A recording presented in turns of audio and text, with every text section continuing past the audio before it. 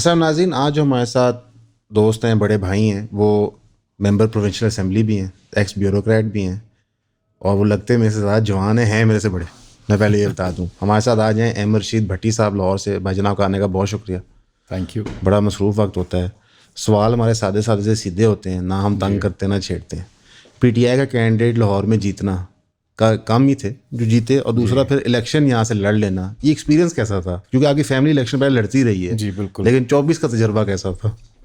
دیکھیں، یہ جو 2024 کا الیکشن تھا نا 8 فروری کا، یہ بڑا ایک منفرد سا الیکشن تھا. اس سے پہلے میں اپنے والد کے الیکشن کی کیمپینز میں جاتا رہا ہوں، پارٹیسپیٹ کرتا رہا ہوں، آبزرو کرتا رہا ہوں، لیکن یہ بڑا ہی مختلف الیکشن تھا. میں ایک چھوٹی سی سٹوری آپ کو نریٹ کروں گا. الیکشن سے کوئی ہفتہ یا 10 دن پہلے کچھ لوگ ہم پی ٹی آئی کے ایک جگہ پہ اکٹھے ہوئے، تو وہاں پہ ڈسکشن ہو رہی تھی کہ لاہور سے پی ٹی آئی کتنی سیٹیں جیتے گی، ایم این اے کی یا ایم پی اے کی. تو سب نے اپنی اپنی رائے کا اظہار کیا. جب میری باری آئی تو مجھ سے پوچھا گیا، تو میں نے کہا جی ہم مشکل سے شاید ایم این اے کی کوئی 1 یا 2 سیٹیں جیت سکیں گے اور کوئی 3-4 ایم پی اے کی سیٹیں جیت سکیں گے. یہ ہفتہ یا 10 دن پہلے الیکشن سے میری آبزرویشن تھی. لیکن الیکشن پہ سارے ہمارے تجزیے، سارے ہمارے مشاہدے، ساری ہماری آبزرویشنز غلط ثابت ہوئیں. اس ملک کے عوام نے، جیسا کہ اب سارے لوگ کہتے ہیں، یہ خاموش انقلاب تھا، اور مجھے اس میں کوئی شک نہیں ہے کہ پاکستان کے لوگوں نے اس دن واقعی ہی انقلاب برپا کیا. لیکن نہ ہمارے پاس نشان ایک جیسا ساری جماعت کے پاس، نہ ہمارا لیڈر باہر کیمپین کر سکتا ہے، نہ ہم لوگ خود کیمپین کر سکتے ہیں. حالات ایسے تھے کہ ہمارے جتنے کینڈیڈیٹس ہیں یا تو وہ مفرور تھے یا روپوش تھے. جو منظر عام پہ آتا تھا اس کو گرفتار کر لیا جاتا تھا، جو ان کی سپورٹ کرتا تھا ان کو گرفتار کر لیا جاتا تھا، جو ان کے لیے کیمپین کرتا تھا ان کو گرفتار کر لیا جاتا تھا، جو کہتا تھا کہ میں پاکستان تحریک انصاف کا ووٹر ہوں اس کو اٹھا لیا جاتا تھا، اس کو غائب کر دیا جاتا تھا. تو اس طرح کے حالات میں 8 فروری کو جس تعداد میں نکل کے لوگوں نے ووٹ ڈالا پاکستان تحریک انصاف کو، اس طرح کا الیکشن پہلے کبھی نہیں دیکھا گیا. اور شاید مجھے لگتا ہے کہ اس ملک کی جو مقتدر ہے وہ بھی یہ توقع نہیں کر رہی تھی. اس طرح لگتا ہے کہ ان کی بھی ایکسپیکٹیشن تھی. اتنی مشکل درپیش آئی اس انتخاب کے نتائج کو بدلنے میں. یہاں تک نوبت آ گئی کہ فارم 47 بنائے گئے راتوں رات، اور فارم 47 پہ لوگوں کو جیت کے اناؤنس کیا گیا، جتوا کے اناؤنس کیا گیا. مطلب اگر ایک بندہ 25,000 سے ہارا ہوا ہے اس کو 250 سے جتوا دیا جاتا ہے یا 15,000 سے جتوا دیا جاتا ہے صرف فارم 47 پہ. آپ ری کاؤنٹنگ کروا لیں، آپ وہ حلقے کھلوا لیں، سارے کے سارے آپ کے جو مقتدرہ کے کیے ہوئے کام ہیں آپ کے سامنے آ جائیں گے. مجھے یاد ہے کہ جب ای سی پی نے اپنی ویب سائٹ پہ فارم 45 لگا دی تھی غلطی سے، تو اس کے اندر جو کٹنگ تھی وہ لگتا ہے اسکول کے بچے اپنے ہوم ورک نہیں کاٹ رہے ہوتے، اس طرح کی چیزیں تھی. تو اس طرح ہوتا ہے کہ انسان کا اپنا پلان ہوتا ہے، اللہ کی اپنی مرضی اور رائے ہوتی ہے. آپ کے جو الیکشن کیمپین تھا اس کے اندر جو آپ کے مخالفین تھے، کھوکر برادران اور ان کی سپورٹڈ پارٹی، ان کو پی ایم ایل این کا بہت قریبی سمجھا جاتا ہے، اور وہ واقعی ہیں بھی، ایسی کوئی بات نہیں ہے. تو ان کو کیسے آپ نے انہیں کے گڑھ میں، مثلا کہ جس حلقے میں آپ لڑتے ہیں وہ تو نواز شریف کا علاقہ ہے، مثلا رائیونڈ روڈ اگر جانی جاتی ہے، جن لوگوں کو لاہور کا تھوڑا آئیڈیا ہے، تو وہ جاتی عمرہ سے جانی جاتی ہے اور رائیونڈ مرکز سے، تبلیغی جماعت سے. اور یہ تو وہاں پہ کیسا تھا الیکشن جیتنا؟ دیکھیں، پہلی 2 باتیں ہیں جو آپ نے سوال کیا اس میں جو میں تصحیح کرنا چاہوں گا جن کی. پہلی بات تو یہ کہ یہ نواز شریف یا کھوکر برادران کا گڑھ نہیں ہے. اوکے. اگر یہ ان کا گڑھ ہوتا تو یہاں سے میں جیتتا نہ. تو یہ جو ایک تاثر ہے یا یہ جو ایک متھ ہے وہ تو ٹوٹ گئی، وہ تو ختم ہو گئی.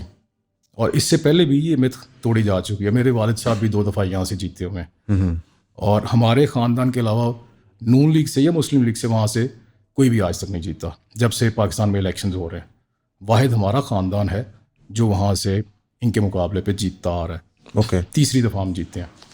تو دوسری بات جو ہے کہ جاتی عمرہ کی وجہ سے وہ علاقہ جانا جاتا ہے، یہ بھی تاثر غلط ہے. اوکے. جاتی عمرہ بڑی ریسنٹ پیداوار ہے. اس سے پہلے یہاں پہ جاتی عمرہ نام کی کوئی جگہ نہیں تھی، نہ ہی ابھی بھی ہے. ایک گھر ہے صرف جس کو جاتی عمرہ کہا جاتا ہے. وہ گھر ہی اتنا بڑا ہے.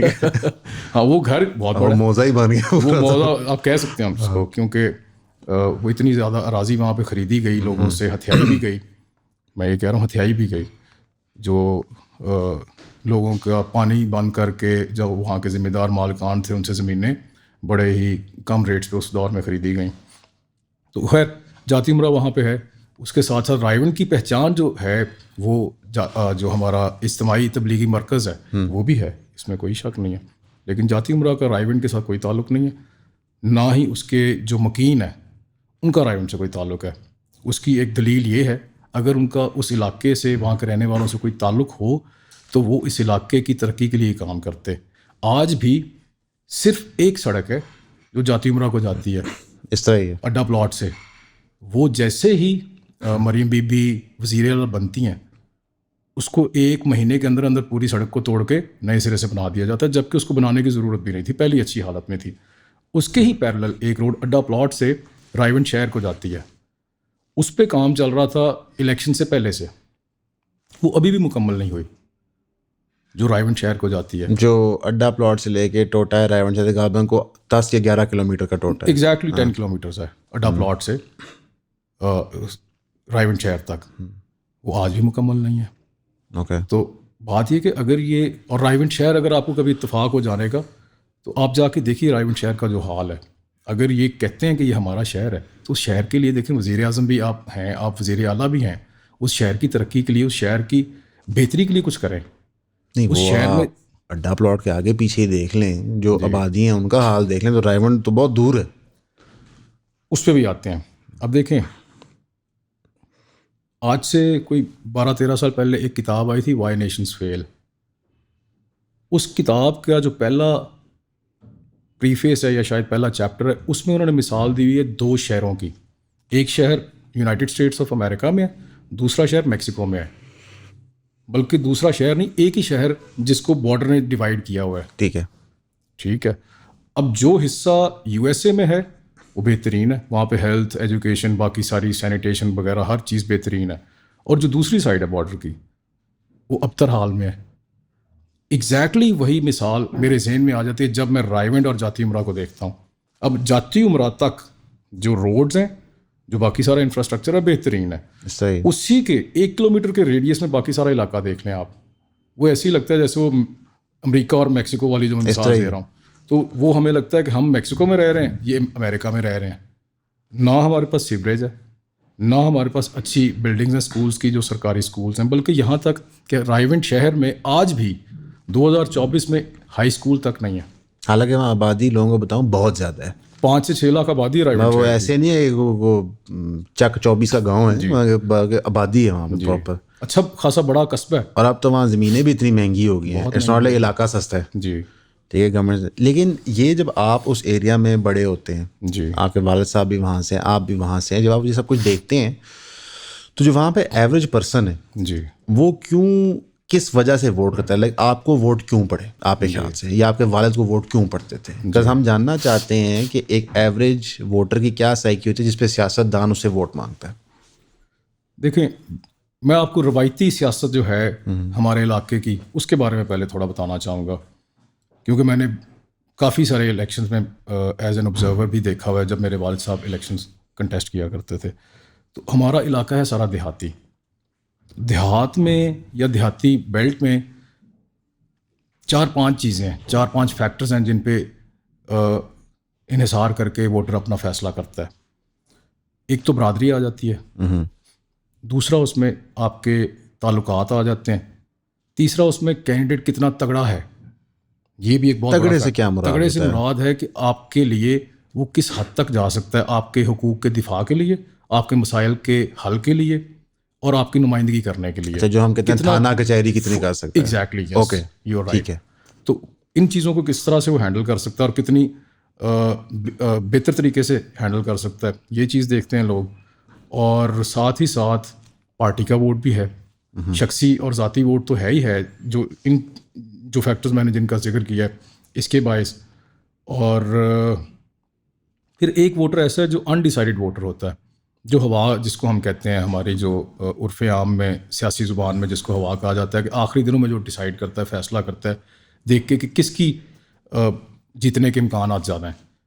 تو ایک وہ بھی ووٹر ہے جو کسی بھی فیکٹر پہ بیسڈ اپنا ڈیسیجن نہیں لیتا ماس وائز کے کہ جیتنے والا کینڈیڈیٹ کون ہے، تو وہ اس کے ساتھ چلا جاتا ہے. وہ ان کو لگتا ہے کہ ہوا اس طرف ہے تو وہاں جا کے ووٹ دے دیتا ہے. آج 2024 میں بھی یہی وجوہات ہیں یا کوئی اور وجہ ہے اس والے الیکشن میں؟ سب سے پہلے آپ سب کا بہت شکریہ ہمیں سبسکرائب کرنے کے لیے. جن دوستوں نے ہماری فیملی میں شامل ہوئے ہیں 3000 کی سبسکرپشن لے کے، کائنڈلی ہمیں واٹس ایپ کیا کریں تاکہ ہمیں پتہ ہو کہ ہم نے کس گروپ میں ایڈ کرنا ہے. ویسے جو آپ سبسکرائب کر رہے ہیں اس کے لیے آپ کو 12 ویڈیوز ہر مہینے ملیں گی جو پرائیویٹ ویڈیوز ہوگی، یعنی کہ وہ کانٹینٹ کسی نے نہ پہلے دیکھا ہوگا نہ وہ کبھی کسی مین چینل پہ اپلوڈ ہوگا. وہ صرف آپ کے کنزمپشن کے لیے ہوگا جو 3000 کی سبسکرپشن پے کر رہے ہیں. اب وہ کانٹینٹ ہوگا کیا؟ اس میں آپ کو لائف سٹوریز پتہ چلیں گی، کچھ فلسافیکل آئیڈیاز ڈسکس ہوں گے، کچھ پرٹیکولر انسٹنٹس ہوتے ہیں جس کی وجہ سے چینلز ڈیمونیٹائز ہو جاتے ہیں، وہ گریٹ ڈیٹیل میں ڈسکس ہوں گے. کچھ آپ کے ساتھ کانٹینٹ شیئر کیا جائے گا جو اویلیبل نہیں ہے عام پبلک کو اور جو پبلکلی اس طرح شیئر بھی نہیں ہو سکتا. موسٹلی چیزیں ایجوکیشن ریلیٹڈ ہوں گی، ہر چیز کا کوئی لیسن ہوگا پیچھے، لیکن زیادہ سے زیادہ اس کو آپ سبسکرائب کریں تاکہ آپ ہمارے کام کو سپورٹ کر سکیں. تو پلیز ہمیں سبسکرائب کریں، 3000 روپیز بھیجیں، واٹس ایپ کریں اور ایون فیملی کا حصہ بنیں. Thank you. دیکھیں 2024 کا الیکشن جیسے میں نے پہلے ذکر کیا تھا بڑا ہی منفرد الیکشن تھا. ہم جتنے کینڈیڈیٹس تھے ہم تو انہی چیزوں پہ بیسڈ کیمپین کر رہے تھے، یا ساتھ ساتھ اپنے جو ہمارا ایک ایجنڈا تھا یا جو میرا ذاتی طور پہ جو تھا کہ میں یہ کر سکتا ہوں اگر میں جیت جاتا ہوں، جو میں لوگوں کو اپنی تقاریر میں بتاتا بھی تھا، جو میری کیمپین کا حصہ تھیں چیزیں. ان ساری چیزوں کے علاوہ جو ایک فیکٹر تھا اس دفعہ جو سویپنگ تھا، وہ تھا لوگوں کا رد عمل جو پچھلے 2-2.5 سال میں اس ملک میں لوگوں نے دیکھا. دیکھیں جو 9 مئی ہوا، ایک گھر ٹوٹا لاہور میں، اس طرح ٹھیک ہے، لاہور کے سب سے پوش علاقے میں. اس کا بدلہ لینے کے لیے سینکڑوں گھر توڑے گئے. آپ کا بھی شامل تھا اس میں؟ میرا بھی شامل تھا اس میں. سینکڑوں گھر توڑے گئے اس ایک گھر کا بدلہ لینے کے لیے. اس کے ساتھ ساتھ میں سمجھتا ہوں 9 مئی کے بعد پاکستان میں شاید ہی کوئی ایسا فرد ہوگا جو اس سے متاثر نہیں ہوا. کسی کا بھائی، کسی کا دوست، کسی کا رشتہ دار، کسی کا پڑوسی جس کے اوپر مظالم ڈھائے گئے، تو ہر فرد اس سے بالواسطہ یا بلا واسطہ متاثر ضرور ہوا. جس کا رد عمل آپ نے دیکھا 8 فروری کے الیکشن میں. لوگوں نے کہا کہ یہ جو ہو رہا ہے اس ملک میں ہم اس کو سپورٹ نہیں کرتے. عوام نے اپنا ورڈکٹ دیا. ایک ایسی چیز تھی جس کی تیاری آپ کی بھی نہیں تھی. بالکل. کہ اتنا کو بڑا ایک اسٹرانگ ویو پش آئے. بالکل. میں ذاتی طور پہ سمجھتا ہوں کہ مجھے بھی یہ توقع نہیں تھی کہ ہمارے لوگ اس طرح سے اس کے خلاف رد عمل دیں گے. لوگوں نے واقعات بتایا کہ کینڈیڈیٹس نے مجھے بتایا، لطیف خوسا صاحب نے بتایا کہ لوگ آ کے مجھے بتا رہے ہیں کہ سر آپ کا یہ نشان ہے، آپ کے نیچے یہ 3 MP ہیں، ان کا یہ نشان ہے، بے فکر ہو جائیں. جی میں بھی ایک سٹوری آپ کو سناتا ہوں. میرے حلقے میں ایک گاؤں ہے جس کا نام ہے پاجیاں، پرائیویٹ روڈ پہ. وہاں پہ اسسٹنٹ کمشنر کا پاجیاں موڑ بڑا مشہور ہے. جی بالکل. تو میں وہاں پہ الیکشن والے دن پولنگ اسٹیشن کا وزٹ کرنے کے لیے گیا. تو میں اپنی گاڑی سے اتر کے پولنگ اسٹیشن کے اندر چلا گیا.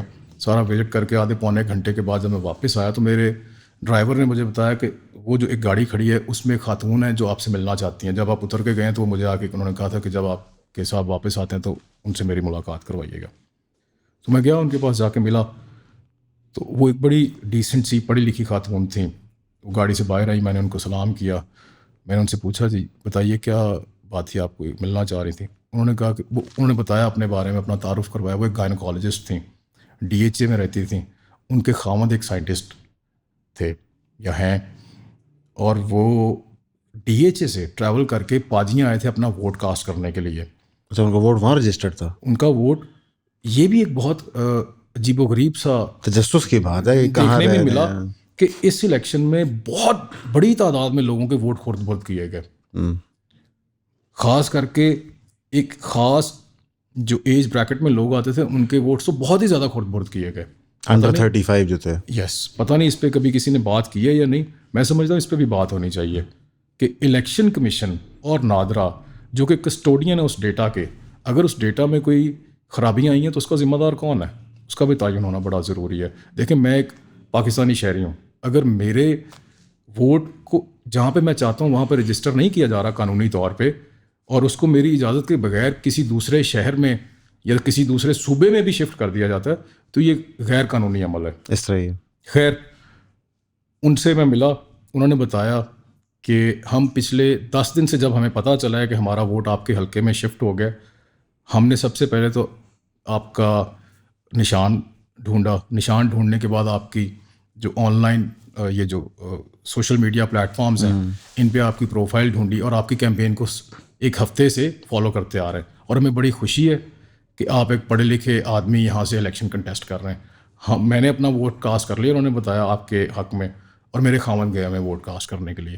تو مجھے بڑی خوشی ہوئی ان سے مل کے، اور مجھے بڑا اچھا لگا یہ جان کے بھی کہ یہ لوگ تیاری کر کے آئے ہوئے تھے. مطلب لوگ ذہنی طور پہ، میں نے جیسے پہلے بھی ذکر کیا، اس ایکٹ کے اگینسٹ تھے، اور وہ رد عمل تھا جس کے باعث لوگوں نے تہیہ کیا ہوا تھا ہمیں جتنی مرضی رکاوٹیں ہمارے رستے میں حائل کر لیں لیکن ہم ووٹ ضرور ڈالیں گے جا کے. ووٹ کے ذریعے لوگوں نے اپنا اس جو ایک 2 سال کی بربریت یا ظلم کا ایک دورانیہ تھا اس کے خلاف اپنا رد عمل ظاہر کیا. اچھا یہ بتائیں کہ آپ نے پی ٹی آئی کیوں جوائن کی؟ یہ کیا سفر تھا، کیا منطق تھا؟ دیکھیں، میں پی ٹی آئی میں باقاعدہ طور پہ 2021 میں میرا خیال ہے شامل ہوا.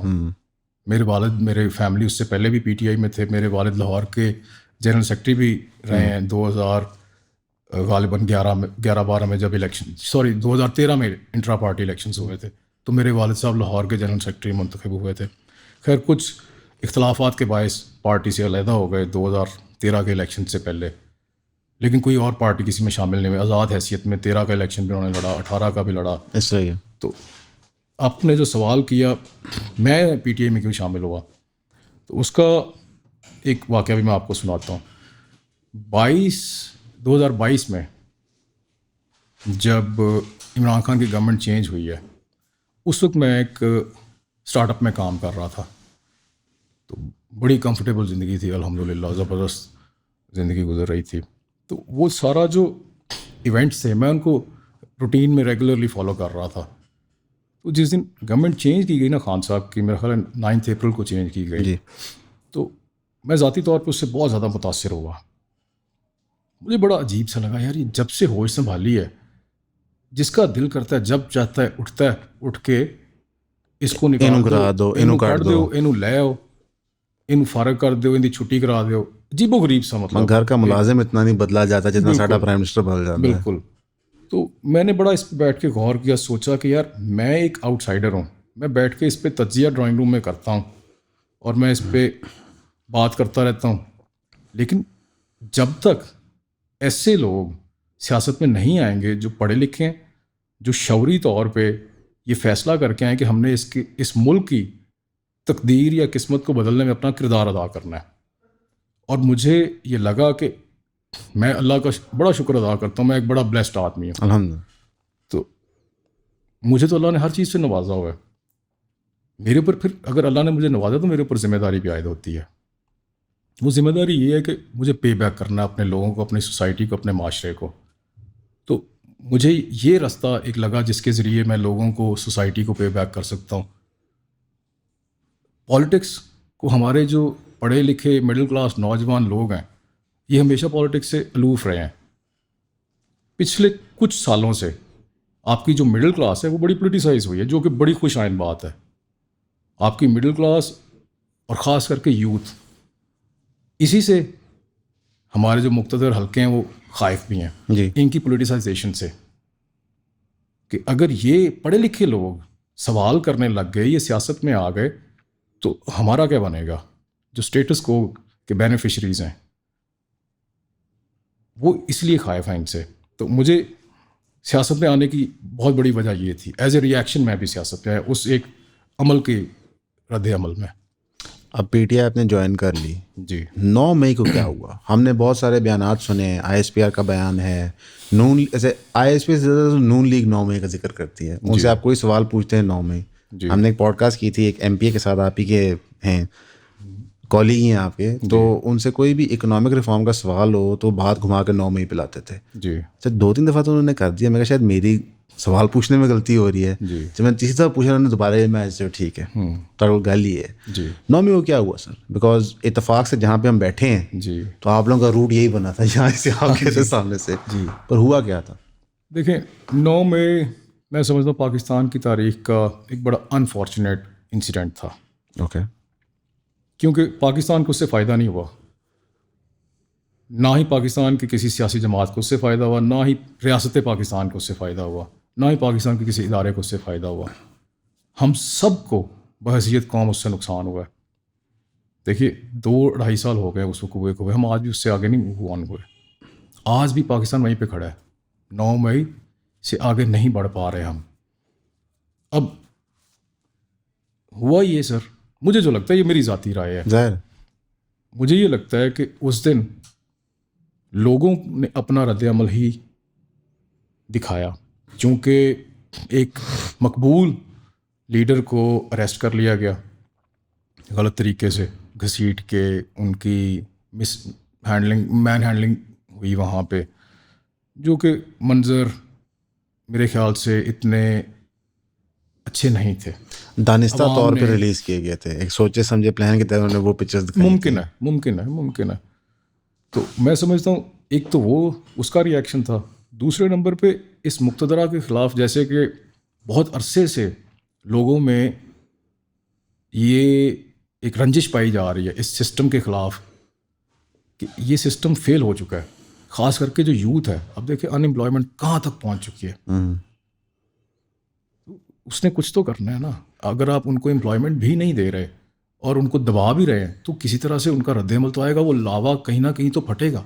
مجھے لگتا ہے وہ عام آدمی جو تھا, اس میں ہمارے پاکستان تحریک انصاف کے ورکرز بھی تھے, لیکن اس میں میجورٹی, ایک بڑی میجورٹی ایسے لوگوں کی تھی جو پڑھے لکھے شہری تھے, جو احتجاج کرنے کے لیے آئے اس سسٹم کے خلاف جس سے وہ نالاں ہیں, جس نے جو فیل ہو گیا ان کو ڈیلیور کرنے میں. مجھے یہ لگتا ہے, کیونکہ میں نے جو لوگ وہاں پہ دیکھے ان میں اکثریت پڑھے لکھے ڈیسنٹ مڈل کلاس لوگوں کا اکثریت تھی. 9 مئی کا واقعہ ہوتا ہے, پی ٹی آئی کی پالیسی پوزیشن اس کے بعد سخت تر سخت ہوتی جاتی ہے. مثلا ہم دیکھتے ہیں کہ یہاں پہ عمران خان صاحب پہ سختیاں ہوتی ہیں جیل کے اندر, تو آئے دن دھرنے ہوتے ہیں. ایک بہت بڑی تہمت ہے جو بار بار لگائی جاتی ہے نیوز اینکرز کی طرف سے, کے پی کی ایڈمنسٹریشن کی طرف سے, کہ پنجاب سے عمران خان کے لیے رسپانس نہیں آتا احتجاج کے فارم میں.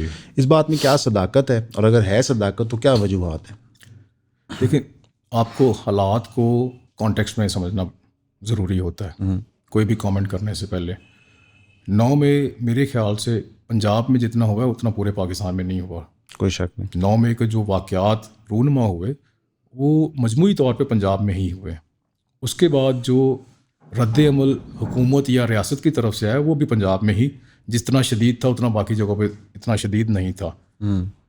اور جیسا کہ آپ کو پتہ ہے پنجاب ہمیشہ سے سیاسی طور پہ ایک بیٹل گراؤنڈ رہا ہے.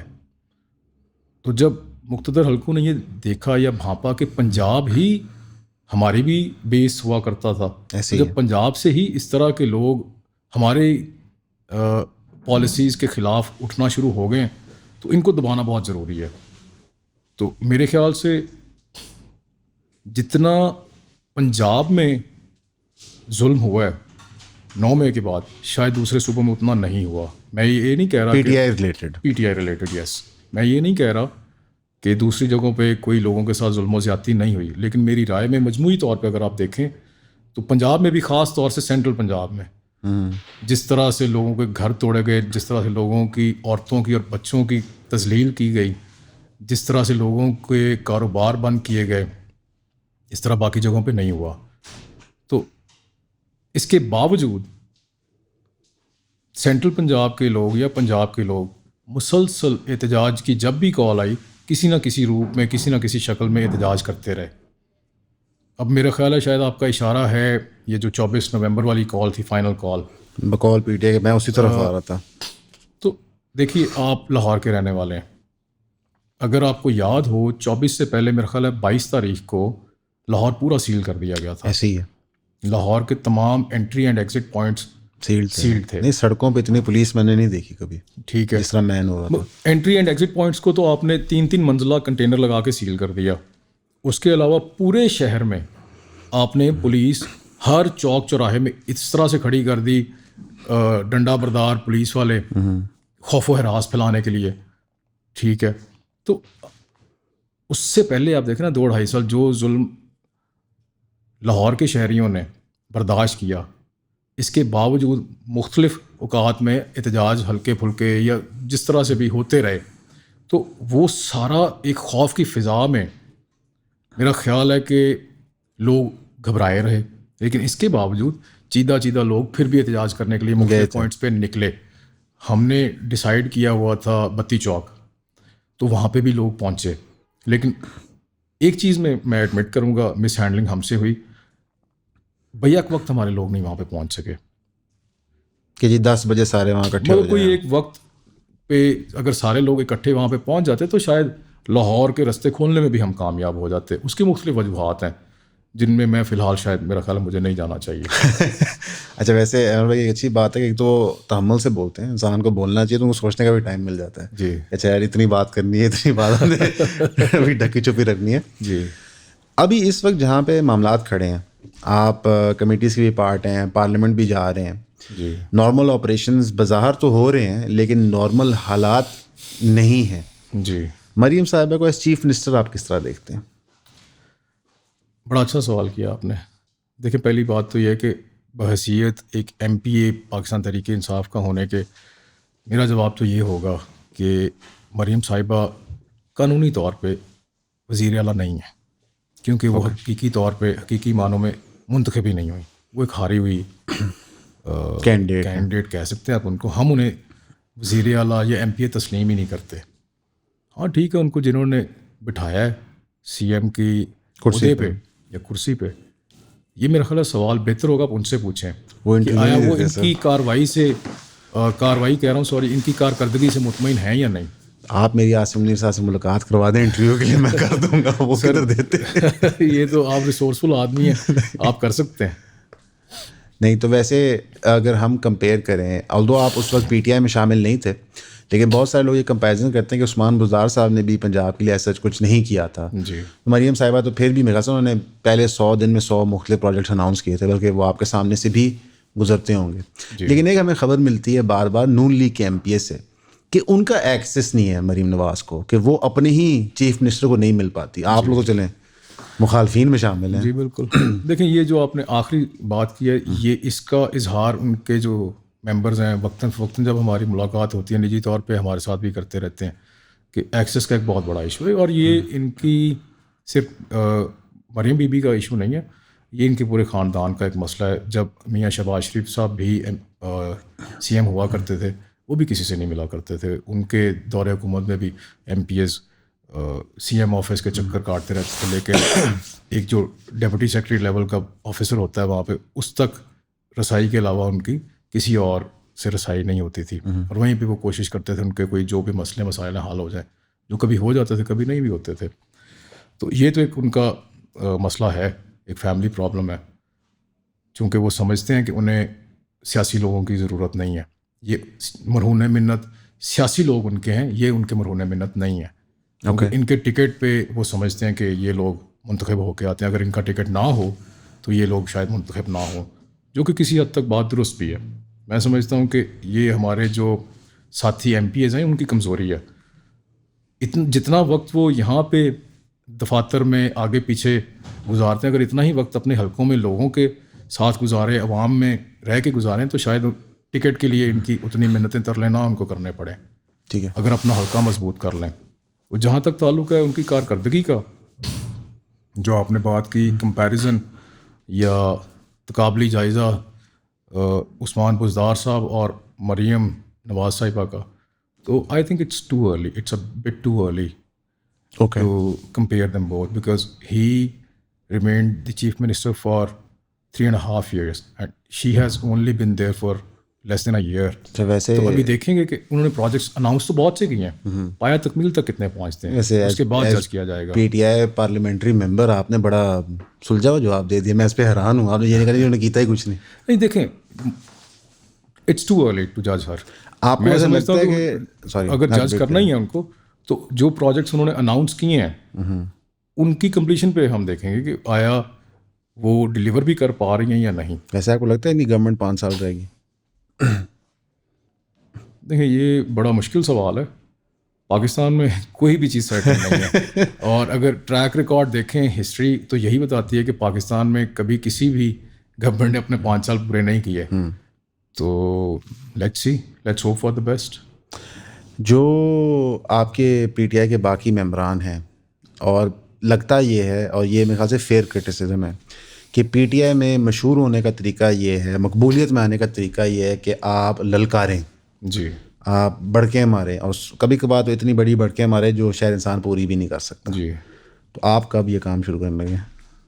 دیکھیں بات یہ ہے کہ کسی حد تک، کچھ لوگوں کی حد تک آپ کا یہ جو تجزیہ یہ درست ہے، لیکن تمام لوگ ایسے نہیں ہیں. پی ٹی آئی میں بڑے بڑے مدبر، سمجھدار اور جہاں دیدہ سیاستدان بھی موجود ہیں. چھپے ہوئے ہیں نا، وہ آپ کی سوشل میڈیا ٹیم ان کو آگے چھپے ہوئے نہیں ہیں. لیکن دیکھیں بات یہ کہ ہر انسان کی طبیعت ایک جیسی نہیں ہوتی، نہ ہی ہر انسان کے عزائم ایک جیسے ہوتے ہیں.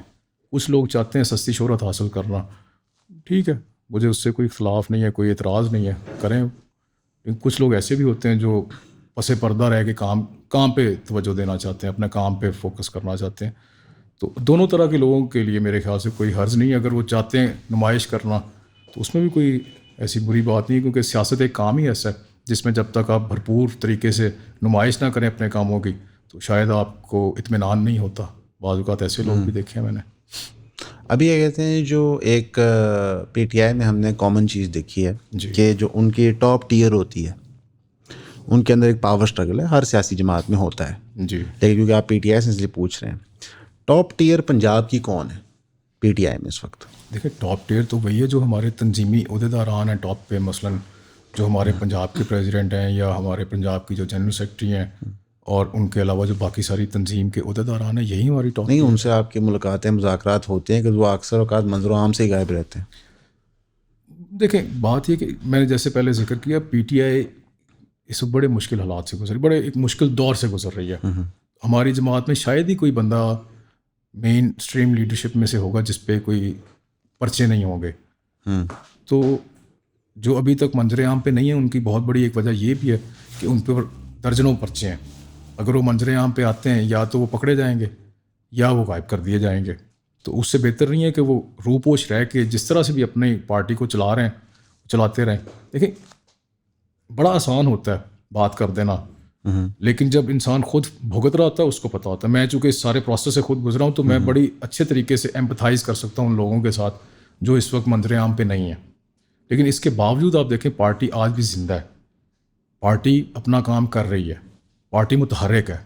کس حد تک ہے اس پہ آپ ڈبیٹ کر سکتے ہیں، لیکن اس طرح کے خوفناک حالات کے باوجود ہماری پارٹی آج بھی متحرک ہے، ایکٹیو ہے اور کام کر رہی ہے. یہ سوال عامر بھائی اس لیے پوچھا تھا کہ یہاں پہ جو لوگ کرٹیسائز کرتے ہیں جی وہ کہتے ہیں کہ آپ ورکروں کے بچوں کو ورگلا کے نومبر میں پہنچا دیتے ہیں اسلام آباد، جی، لیکن لیڈرشپ جو ہے وہ موقع سے فرار ہوتی ہے. اس میں کئی فوٹیجز دکھائے جاتے ہیں، علمین گنڈا پور صاحب گاڑی لے کے جا رہے ہیں، ورکر ٹائر پھاڑ ہیں، یہ سب کچھ ہو رہا ہے. جی.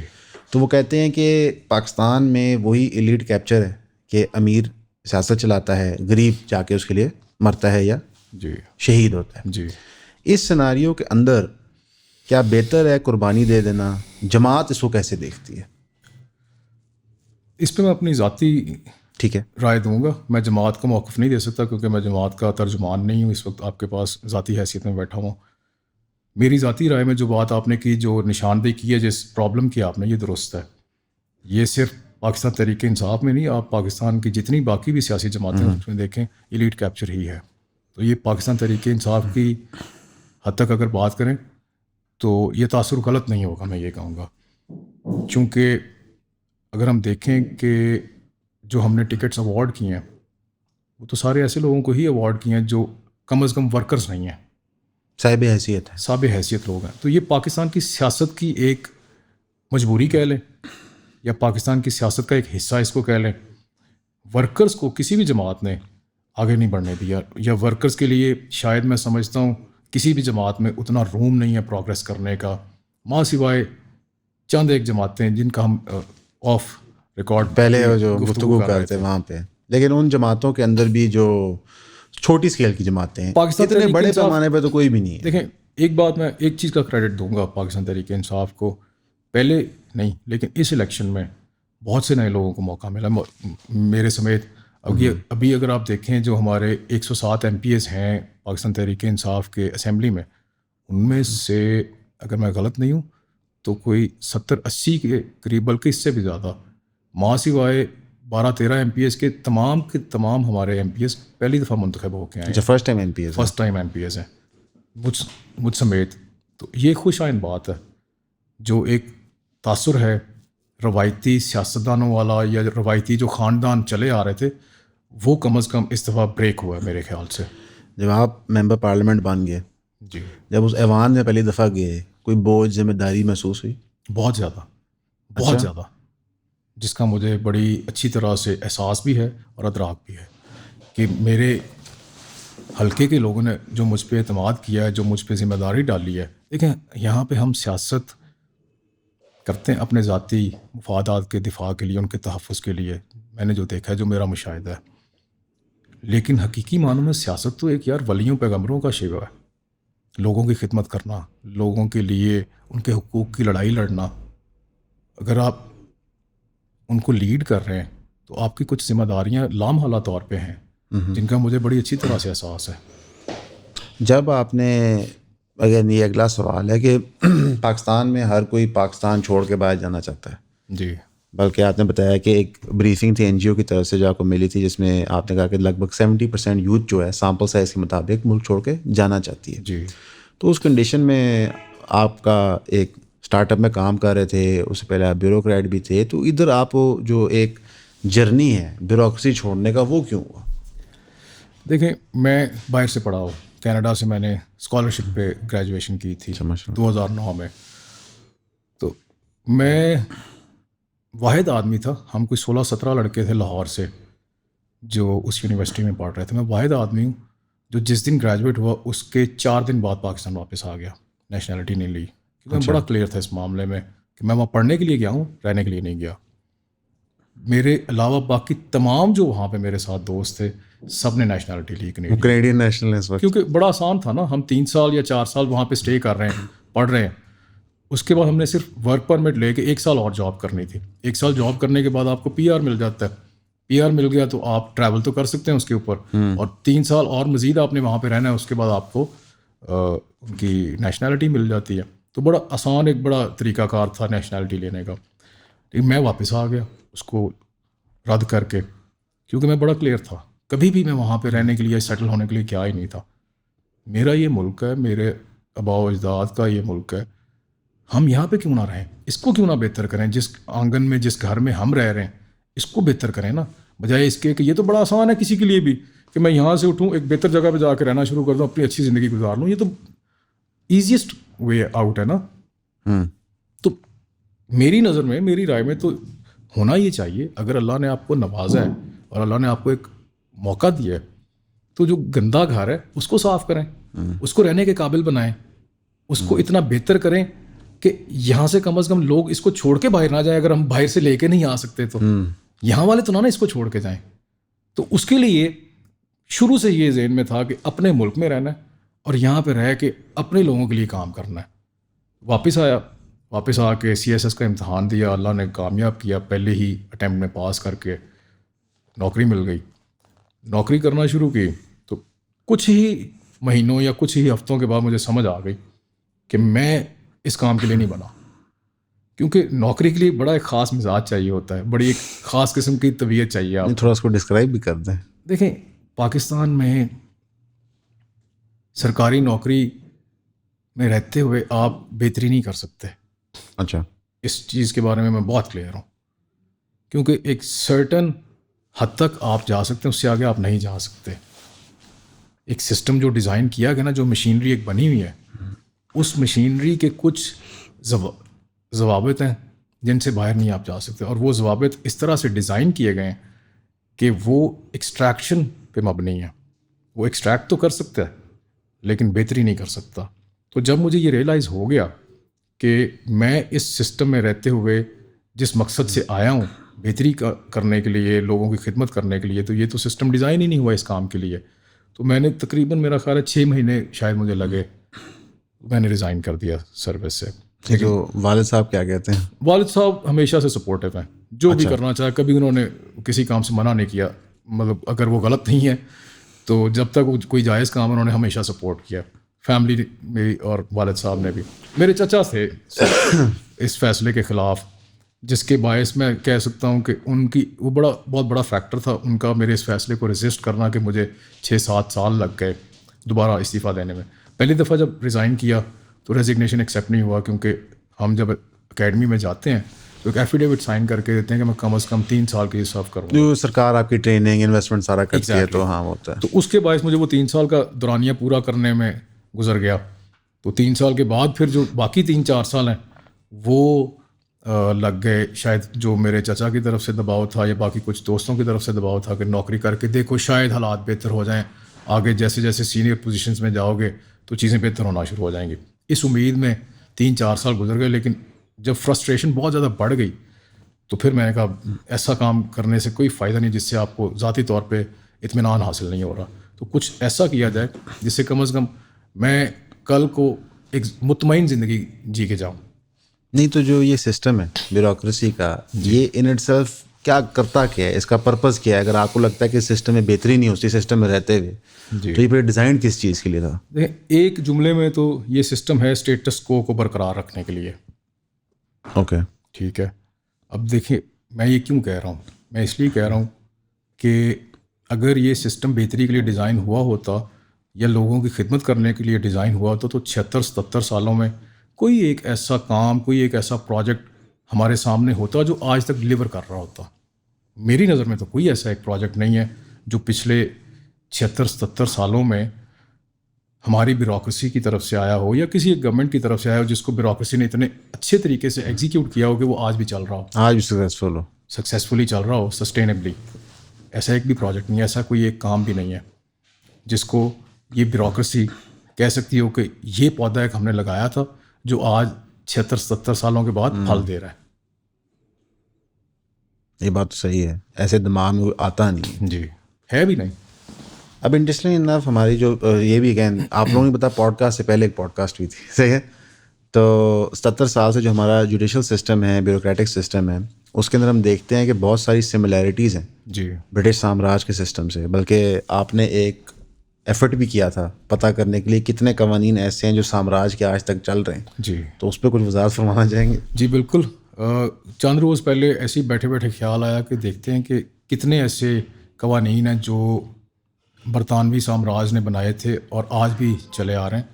تو خوش قسمتی سے ایک ہماری پنجاب اسمبلی کے اسٹافر ہیں جنہوں نے کافی اس پہ محنت بھی کی ہوئی ہے, وہ آلریڈی اس پہ کام کر چکے ہیں. انہوں نے مجھے ایک لسٹ دی جس میں کوئی 50 کے لگ بھگ قوانین تھے جن کے جو انہوں نے آئیڈینٹیفائی کیے ہوئے تھے. I'm sure کہ اس کے علاوہ اور بھی بہت سے ہوں گے. تو ابھی میں اور وہ ہم مل کے اس پہ کام کر رہے ہیں. تو انشاءاللہ جلد ہی ہم ایک لسٹ کمپائل کریں گے جو برٹش ایرا کے قوانین ریڈنڈنٹ ہو چکے ہیں لیکن آج بھی ہماری لا بکس میں موجود ہیں, باوجود اس کے کہ ان کی کوئی افادیت نہیں ہے, ان کا کوئی مقصد نہیں ہے. اب ان کا مقصد بنانے کا ہی فوت ہو چکا ہے لیکن پھر بھی آج بھی وہ لا بکس میں موجود ہیں. میں چاہوں گا کہ انشاءاللہ ہم یہ لسٹ جب کمپائل کر لیں تو ایک ریپیل ایکٹ ہم لے کے آئیں گے انشاءاللہ جس کے ذریعے ان قوانین کو ہم ختم کرنا چاہیں گے. کیونکہ پاکستان کے اندر اکثر اوقات آڈینس ایک چیز ہوتی ہے کہ پرانے ڈیفنکٹ قانون ہوتے ہیں جن کی ایفیشنسی ابھی ریکوائرمنٹ ابھی ہوتی ہی نہیں ہے, ان کو استعمال کر کے ان پہ چیزیں فٹ کی جاتی ہیں اور پھر cruel and unusual punishments sort of dole out کی جاتی ہیں, اور یہ ہماری ملک میں ہوتا رہے. اینڈ میں صرف ایک چھوٹی سی گیم کھیلیں گے, آپ کو میں چند لوگوں کے نام لوں گا, آپ نے ان کو مشورہ دینا ہے, آپ کی جو رائے ہے آپ مشورہ دے سکتے ہیں. ویسے یہ انسولیسیٹڈ مشورہ دینا کوئی اچھی بات میں نہیں سمجھتا. میں سولیسٹ کر رہا ہوں سر, آپ ذاتی طور پہ کریں, میں آپ کو مشورہ دوں گا, لیکن جن لوگوں کا آپ کہہ رہے ہیں ان کو مشورہ دیں. اصل میں سر وہ مشورہ اس لیے ہے کہ میں نے یہ سیکھا ہے, باقی آپ کا تجربہ زیادہ ہے زندگی کا, کہ ساڑھے فڈے کہتے ہیں کہ دیوانہ نال بھی مشورے کیا کرو. تو مجھے عادت ہے کہ کوئی بھی کام کرنے لگے ہیں تو یہ سلمان ہے بہت دیر سے فلاں بلا بلا یہ کرنے لگے کرنا چاہیے کہ نہیں, لیکن ہمارے معاشرے میں ہر کوئی اپنا کو عقل کل سمجھتا ہے, تو وہ کسی سے بات ہی نہیں کرنا چاہتا, پوچھنا ہی نہیں چاہتا. تو اس لیے ہم کہتے ہیں کہ سر آپ دیں انسولیشن مشورہ, کوئی پتہ نہیں کون سے کو فائدہ ہو جاتا ہے اس چیز کا. ٹھیک ہے, اگر آپ مشورہ دے سکیں مریم نواز صاحبہ کو تو کیا ہوگا؟ ایز پاکستانی بن کے سوچنا ہے کہ مریم نواز صاحبہ کو میں کیا مشورہ دے سکتا ہوں. مریم نواز صاحبہ کو فوری طور پہ حکومت سے دستبردار ہو جانا چاہیے، نئے الیکشنز کروانے چاہیے تاکہ جس کو عوام مینڈیٹ دے، بھلے وہ مریم نواز کو ہی دوبارہ سے مینڈیٹ دے دے، مینڈیٹ لے کے آئیں، مینڈیٹ چوری کر کے نہ آئیں. دیکھیں یہ ذاتی طور پہ بھی ایک انسان کو اس کا ضمیر تو ملامت کرتا ہی ہے نا. مجھے نہیں پتا ان کا کرتا ہے یا نہیں کرتا، لیکن اگر میں ان کی جگہ پہ ہوتا، if I were in her shoes I would have resigned, I would not have accepted the job, I would not have taken the job. Imran Khan صاحب، اللہ کرے خان صاحب جلدی جیل سے رہا ہوں. جب بھی وہ رہا ہوں، میری خواہش ہے اور دعا ہے اللہ تعالیٰ سے جلدی ہوں، ان کو پاکستان تحریک انصاف کی تنظیم پہ کام کرنا چاہیے. باقی سارے کام پسے پشت ڈال کے صرف اور صرف تنظیم پہ کام کرنا. تنظیم کا مطلب پارٹی کا انٹرنل اسٹرکچر، اس کا الیکشن پروسیس، ہر چیز ایبسولوٹلی، تاکہ ڈیموکریٹائز ہو پارٹی. بالکل بہت ضروری ہے. سر دیکھیں ہم جمہوریت کے لیے بہت آواز اٹھاتے ہیں، جمہوریت کے لیے بہت کام کرنا چاہتے ہیں، لیکن ہم اپنی جماعت میں جمہوریت جب تک نہیں لائیں گے، کوئی بھی کام آپ کر لیں، کوئی بھی تیر مار لیں، آپ کے ملک میں جمہوریت نہیں آ سکتی. آپ کی سیاسی جماعتوں میں جب تک جمہوریت نہیں آئے گی، پاکستان میں جمہوریت نہیں آ سکتی. بلاول بھٹو صاحب کو he should spend more time reading books. Okay, نہیں اچھی بات، پڑھنا لکھنا سب کو چاہیے. اور عاصم منیر صاحب کو، عاصم منیر صاحب کو چاہیے کہ اس ملک میں جو پچھلے 2 سال میں ہوا ہے اس پہ ایک جوڈیشل کمیشن بنوائیں، جب کہ یہ ان کا کام نہیں ہے حالانکہ، لیکن کیونکہ ایک طاقتور آدمی ہے، اگر وہ چاہیں تو بن سکتا ہے. اس پہ ایک جوڈیشل کمیشن بننا چاہیے. 24 نومبر پہ ایک جوڈیشل کمیشن بننا چاہیے، 9 مئی پہ ایک جوڈیشل کمیشن بننا چاہیے، تاکہ اس ملک کے جو ٹیکس پیئرز ہیں ان کو پتہ لگ سکے کہ حقیقت کیا ہے ان واقعات کی.